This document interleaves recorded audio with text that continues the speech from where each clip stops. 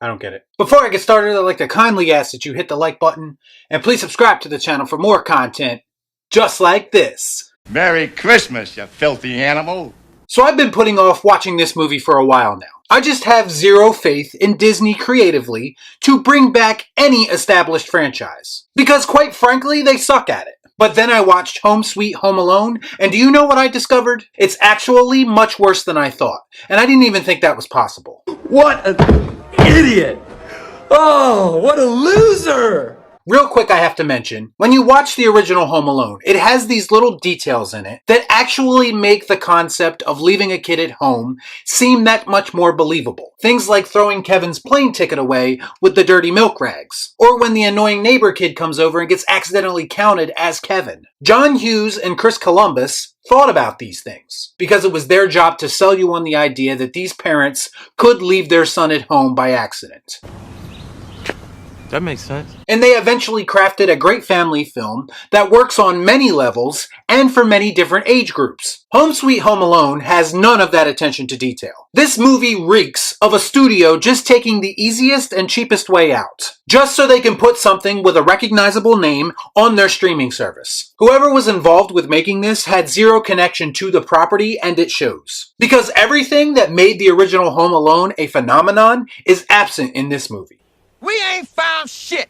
Kevin McAllister was a witty, resourceful, and likable little kid who everyone could root for. The new kid, Max, is unlikable in every way, so much so that he actually comes off like the villain of this story. Picture this for a second. Imagine if Harry from Home Alone 1 was a female and she was married to Marv, and rather than have them be burglars, they are a down-on-their-luck married couple who are about to lose their home. Does that sound like two people who deserve to get hit in their face with paint cans? Fuck you!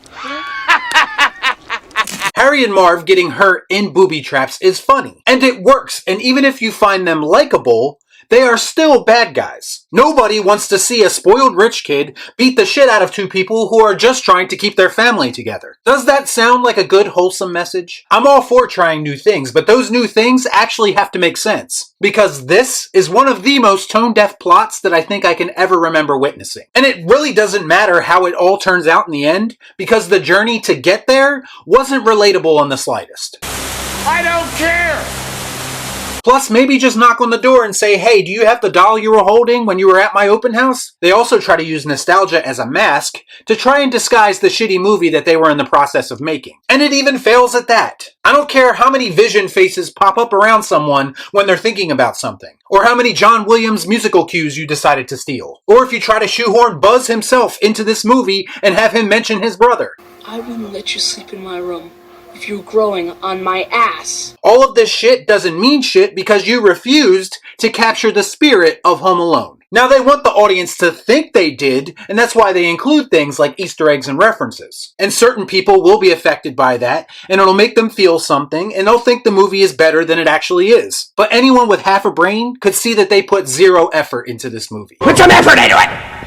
I'm starting to wonder if the rights were going to expire and they just needed to put some shit out to hold on to them. That's what this movie feels like. It's a cheap, soulless placeholder. The characters suck, the story is abysmal, and there's nothing about this movie that is remotely memorable. I remember when Disney bought 20th Century Fox and everyone was pissing themselves with excitement because of the X-Men and the Fantastic Four. And in the back of my mind, I was thinking to myself, does no one realize that Disney now owns Aliens and Predator and Die Hard and Home Alone? Is this the right home for all of those properties? Game over, man. It's game over.